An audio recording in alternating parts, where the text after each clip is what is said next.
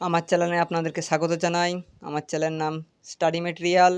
আমি আপনাদের সামনে নিয়ে চলে এসেছি বিএড ফার্স্ট সেমিস্টারের প্র্যাকটিক্যাম কোর্স 1.1.2। টপিক নেম হচ্ছে awareness development about pollution explosion in rural.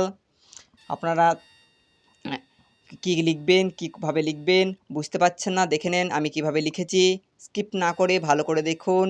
Skip করলে ভালোভাবে বুঝতে পারবেন না। প্রথমে খাতাটা সাজাবেন, প্রথমে একটা কোর্স নেম দেবেন, কোর্স কোড দেবেন, তারপরে কোর্স টপিক নেম দেবেন। আমি লিখেছি, ডিজাইন করতে পারলে একটু ডিজাইন করবেন, ভালো লাগবে।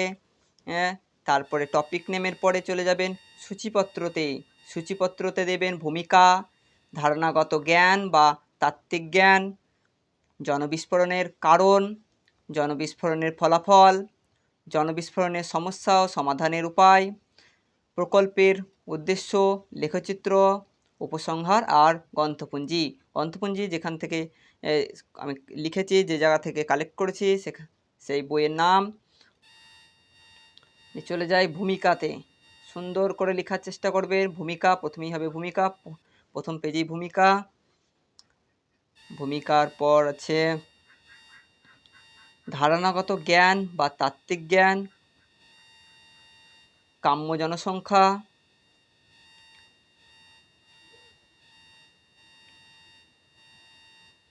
অধিক জনসংখ্যা, জনবিরলতা, জনবিস্ফোরণ,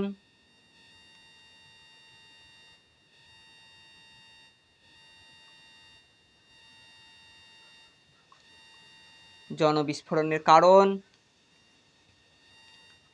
তার মধ্যে পয়েন্ট রয়েছে দারিদ্রতা, বাল্যবিবাহ, ধর্মীয় অনুশাসন ও বহুবিবাহ,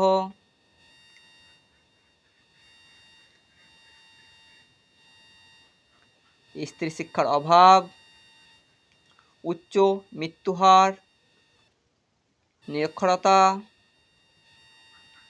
কর্মসংস্থানের অভাব।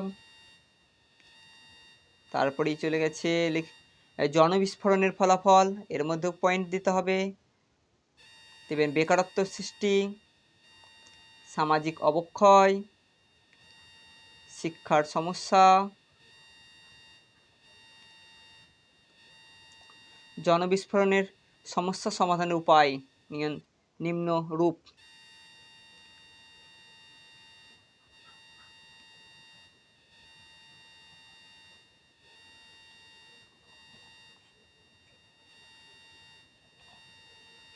প্রকল্পের উদ্দেশ্য,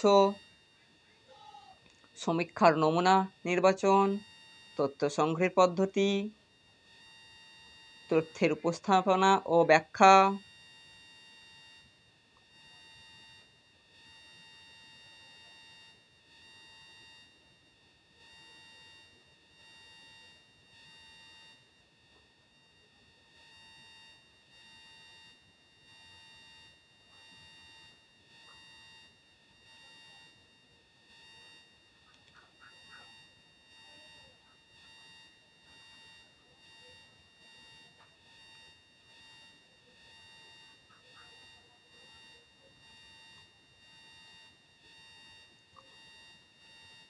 তারপরে চলে এসছে লেখচিত্র, বক্স করে লিখবেন।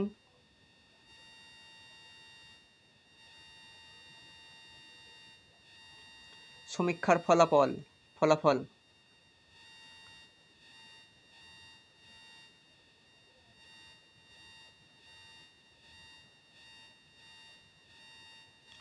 উপসংহার,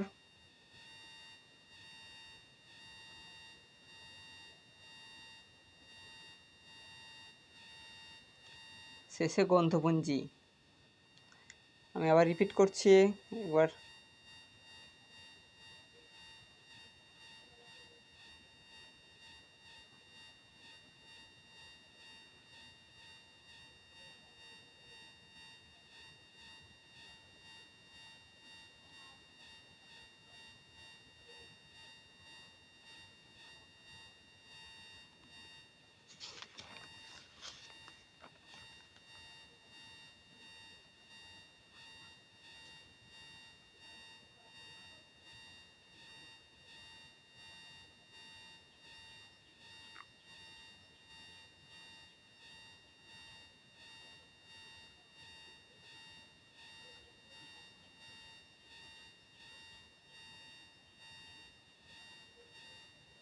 ভালো লাগলে চ্যানেলটি সাবস্ক্রাইব করবেন, লাইক করবেন, কমেন্ট করবেন, কিছু বুঝতে না পারলে কমেন্ট করবেন,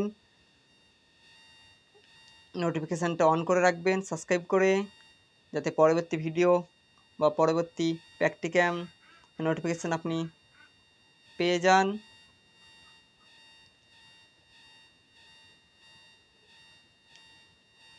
খাতাটা ভালোভাবে ডিজাইন করার চেষ্টা করবেন, একটু ভালো লাগবে।